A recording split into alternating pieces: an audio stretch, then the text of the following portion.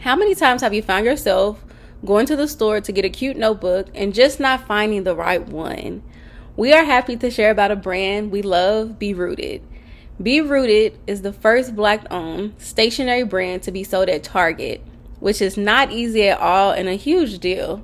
And what we love most about Be Rooted is that the art shows Black women of different skin tones and body types. The products are also great quality and reasonably priced, and we love a great deal. So when you have a chance, stop by your local Target or simply visit their site and check them out. All information will be in our description. Black woman, it's time to heal and feel, be real. You just gotta take your time, unwind and chill. Cause now it's time to love yourself, build emotional and mental health. Cause Black woman, it's time to heal and feel, be real.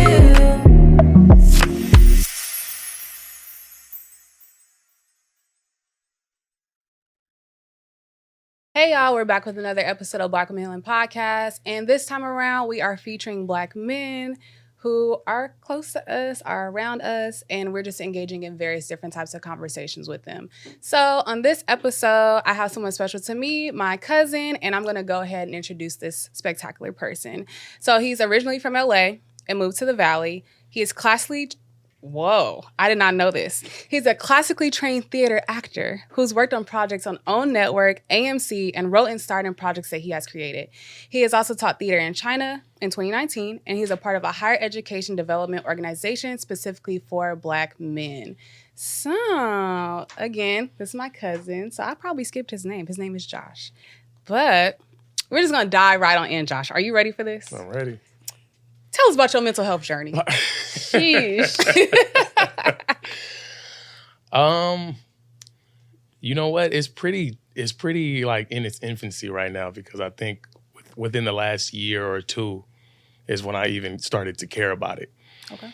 Everything has been so repressed. Everything has been so, it's not that big of a deal based off of like what you taught in childhood, you know what I'm saying? So, but just getting into a different space as an adult, I wanted to actually start to focus on that.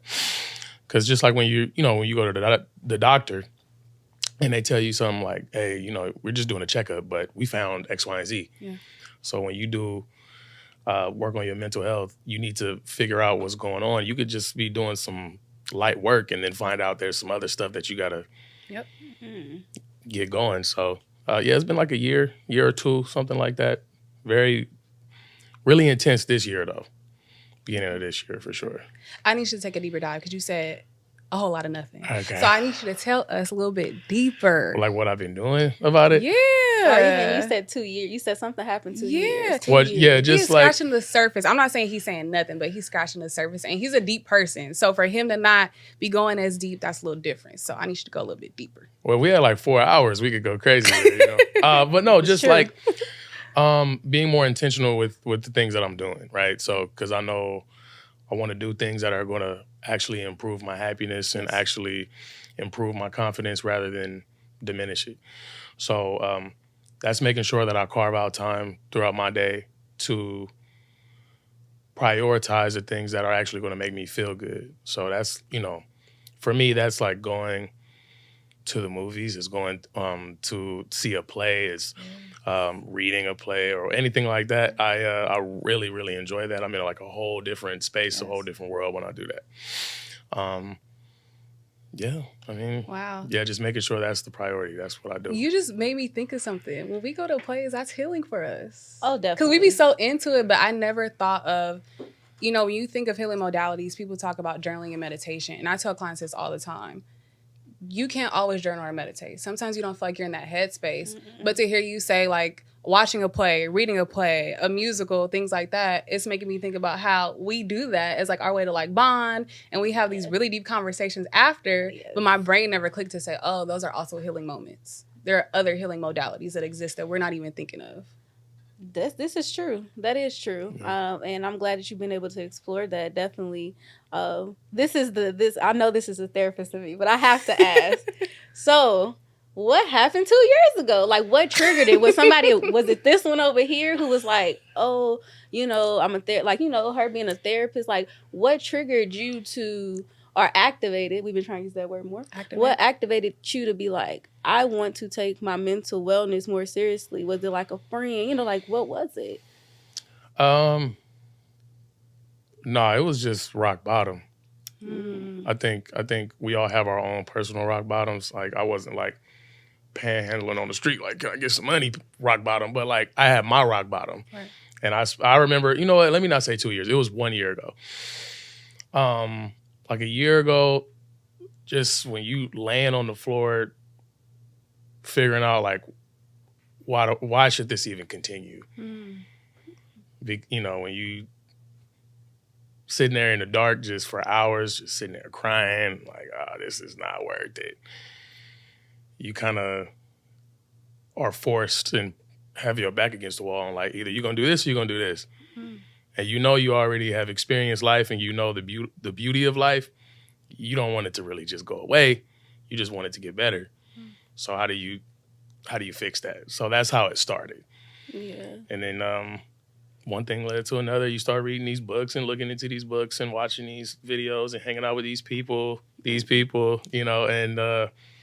yeah, your eyes open up to a whole different value of life. Yeah, thank you for going a little bit deep. Yes. I think a lot of people need to hear that, Yes. especially Black men, right? So this next question talks about building community. So I think Black men, as far as like adulthood too, because friendship looks different when you're younger versus when you're an adult. How have you built community as a Black man going through adulthood? Oof. We working on it. We working. Because, yeah, it's so easy because the last time I just had community already set up for me was in college. You just shoulder to shoulder with everybody. Definitely. It's like, hey, can we do homework together? And then boom, you're right there. But now it's like, you wake up, you go to work, you ain't really rocking with them people like that. And then you come home and then, whatever.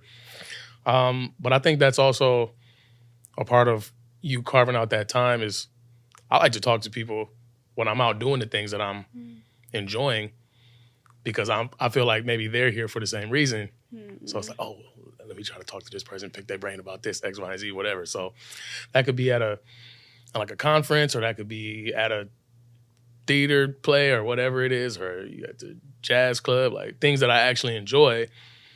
Jazz club. Oh, yeah. Right, we need to hang out with you a little bit more. I'm a big jazz guy, super big jazz guy. Wow. But yeah, so like just kind of picking their brain when you're at places that you actually like to be at. Yes.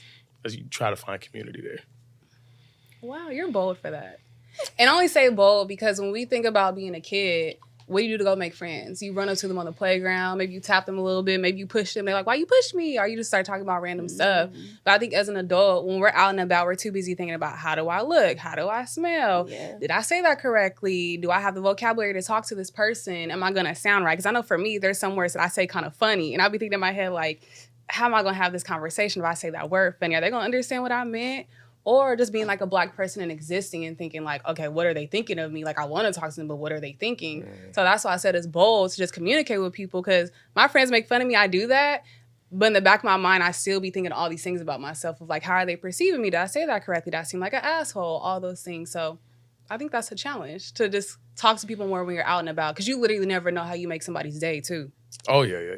But I'm pretty like social, and I actually like to talk to people, and that's like based in like when I was like a kid. We're talking just talking, just yapping, We're a family just of be talkers. yapping. Yes.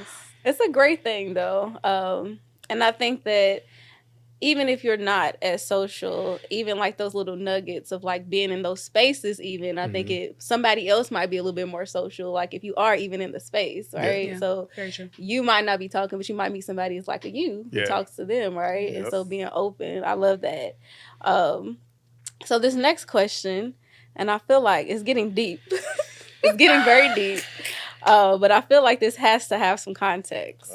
So this next question says, and this is very, very different for the Black community. I wrote the questions. Myra, yes, I said yes. So she knows her cousin. But this question says, what roles has religion played in your life and impacted you? There's no holding back here. This is like, oh, this is something here. Well, for me, I was raised Jehovah's Witness. It's very strict. Very strict, very, by the book. When I was 15 years old, I got kicked out. And then, like the whole rule in there is, people can't talk to you and all that kind of stuff, your family and all that. So When you was 15? Yeah. So I got some family I ain't spoke to since for 11 years now. So religion's played a big part in my life for sure, but it's done a lot of, let me say it's a two-part thing because it's done a lot of damage, but it's also has helped me a lot too in my development, because I think that's another reason why I don't have like stage fright, because when I was 6 years old, I had to give like a sermon in front of 200 people, like regularly. So like doing that kind of stuff, knocking on doors. Hey, stranger that I'd never met, would you like to learn about Jesus Christ? And it's like, Slamming the face. when I'm like, no. and then learning rejection too, like from everybody too. But I learned that at a very young age, so that kind of helped with my development. But on the flip side, that's a whole nother part about everything that went down up in there. But Part two. Yeah, it's some nasty work going on up in there. But we're here. Yeah. We're here. But how do you think about your relationship with God, Jehovah, whatever you decide to call the higher power now, aside from religion? Like, not even thinking about religion. How do you think about that relationship? Nobody on planet Earth can question my faith and my relationship with God. It is extremely strong, and I know that because of what He's done for me. Yes. So if you feel that it's a requirement that the religion is the vessel to get there, hey, you to each his own. If you think that, go for it. But it's not. Yes. It's no way. I also think that God's power is so infinite that it doesn't have to be one way.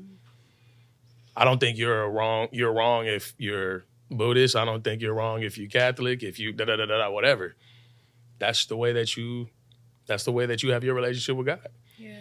Go for it. Me, I'm not a part of any religion, but I also don't want to down any religion either, because thank God for religion, because if we didn't have religion, people wouldn't have to answer to anything, and we'd be living in extreme chaos. People would just be killing people and be like, oh, I don't got to answer to it, so whatever. Mm-hmm. So, it's my relationship is for sure solid. I read the scriptures, but I don't live and die by it. It's a guiding book. It's one of those things. I take everything with a grain of salt. I don't believe everything in it, but I also don't want to bash it. Yes. You gotta take the good with the bad. Yes. Thank you for diving into that. And so you had texted me a book the other day, and I feel like you're someone that's just a resource. Drop some resources for us and tell just Black people, Black men, everybody, all the Black people. Tell us some resources that you found to be helpful along just your life journey, even from like a kid up to now. It could be literally anything. Anything. Ooh. Okay. For sure, we need mentorship, like more than anything. So when I was in college, I'm still a part of it now, but when I was in college, I was introduced to this organization that specifically helps with like the Black men that are in community college so they could transfer to the 4-year. Mm-hmm. And that's how I've been able to go to Africa so many times that I have and all that. But I learned so much from these brothers, because every single one of these brothers that are mentors, they're all doctors. Wow. Every single one of them. So they got years of just academic and professional experience, and they just be dropping gems. And they also, a lot of them are from the same places that we from. I'm gonna shout out Trevor Brackett. Trevor is from LA. Trevor used to live a life back in the day. He used to live a life back in the day. He was active out there. But he's one of them brothers that you could really connect with because he's not like a robot when he's talking to you. He understands and he'll speak your language. Yes. You know, and also my personal mentor, Dr. Vines, who was at my college, same thing. He was telling me, you know, he grew up poor and, you know, he bred it up now, but he grew up, you know, poor and struggles with his family and things like that. So these people are not people that are out of touch. So that's a big resource for me, like being able to rely on them too. Yes. Like being able to learn from them, but also be able to rely on them that you know that they got you. And from the low to the high, they've helped me in situations that I didn't know I could come out of. So that's one. Okay. Not to sound cliche, but books. I mean, books is like read. I mean, my relationship with God changed because of this one book. It was called Conversations with God. And the whole concept of this book is this cat, he writes letters to things that he has an issue with. So if his marriage is going bad, he'll just write an angry letter. This is not working. To his job, this isn't working, whatever. He'll crumple it up, throw it in the trash. It's just how he vents. But one day, he was writing to God, like, why is all this stuff happening to me? But he couldn't write. He just couldn't come up with whatever. And then his hand start moving. And so he's like, okay, what is this? Like, am I being possessed right now? And it's like, nah, this is God. I'm speaking to you right now. And that's the whole book is literally a conversation one-on-one with him. And whether you believe it or not, it's some gems in there that is crazy. It'll change your perspective of how you even view God too. Like, wow, yeah, maybe God looks at it like this way, and maybe I've been tripping this whole time. So books. Those my top two right there. Can you tell us your favorite play? Oof. One. One? Yes. Okay. And not your own work. Not being biased, not anything that I was in. Nothing No, that I was you in. can talk about something that you were in. Okay, well then I would say it would be Mackinac by Sophie Treadwell. This was my first play that I ever was in. That play is a banger. It's just something like it's cool too because anybody could play any role. It's not specifically for like a white cat or a white girl, whatever. Like anybody, it was everybody in this play. And it's some wild stuff in there. I would say Mackinac for sure. I would say Othello. First time I seen that, I was at the Pasadena Playhouse. That was crazy. Them the top two right there for sure. I would say because those two are like changed my perception on like how theater should be presented to on the stage, like how to act in theater on the stage. It's different. Yes, I love that. I want to ask you your thoughts on The Wiz, but that's another time. Because I feel like, so me and Danica went to go watch The Wiz. And after we were watching, I was like, do you realize that this is about mental health and trusting yourself? I never thought of that. I never thought of that. Yeah. So we got to have like a deeper conversation about it. Because usually I just watch The Wiz and be like, oh, that was cute. That was fun. But that time around, it was all black cast. Yeah. Wayne Brady was supposed to be there. We had missed him.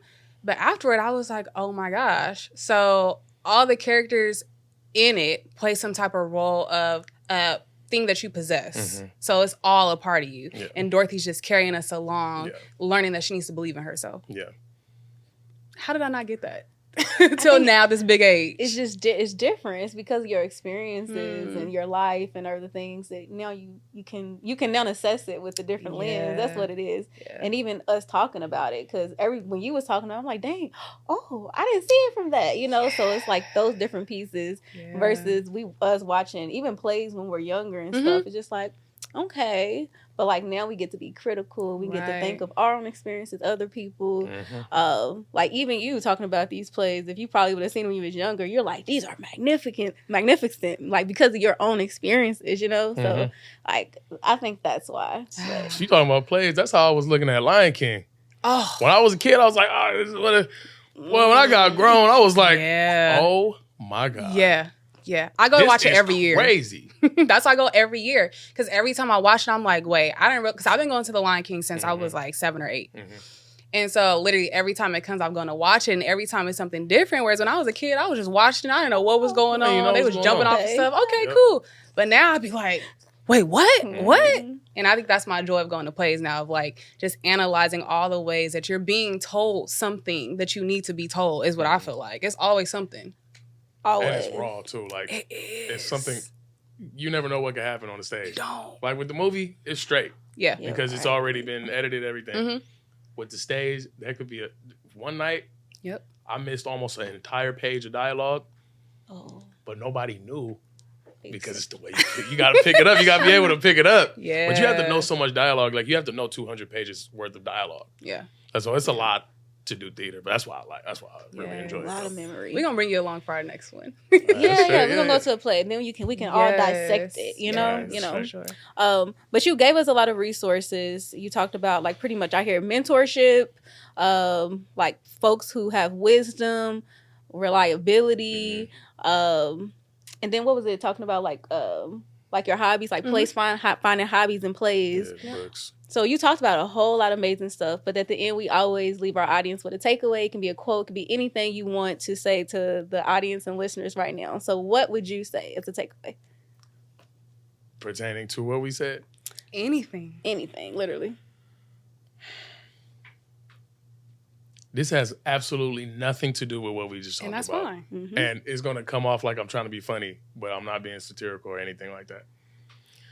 Please get in shape. Let me tell you why. This weekend, I was out with my cousins and we was playing football. And when I tell you I took 2 steps and it was done, the game was over with. 2 steps. You mean you passed out? He was ready to sit down. That's what he mean. Tony tore his hamstring. Tony's my other cousin. Okay. Keith was out. Done. Brandon on the floor. I'm like, we one play in. What's going on? We got 4 quarters. We only did a dime. I'll say that, okay? We didn't do nothing because we was tapped out end of the day. Get it together because we all 20, 30 years old. Yeah. Oh. Yeah, so get it together. Okay, so I got to add something I know then. Please stretch. Yo, we didn't stretch. we did not stretch. You gotta stretch every day. Trauma is stored in your hips. You need to stretch. Okay, please just at least just touch your toes every morning. That's all you gotta do. What if you wanna can't do the touch your bare minimum. toes? So? You need to keep Try. practicing until you get there. You'll get You there. need to. That's one of the top ones. If you Google stretches you should be doing, that's like at the very top of the list. So please try to touch your toes. Anyway, that is it for this week's episode of Black Women Healing Podcast. Again, please check us out every Monday, and we appreciate y'all for tuning in.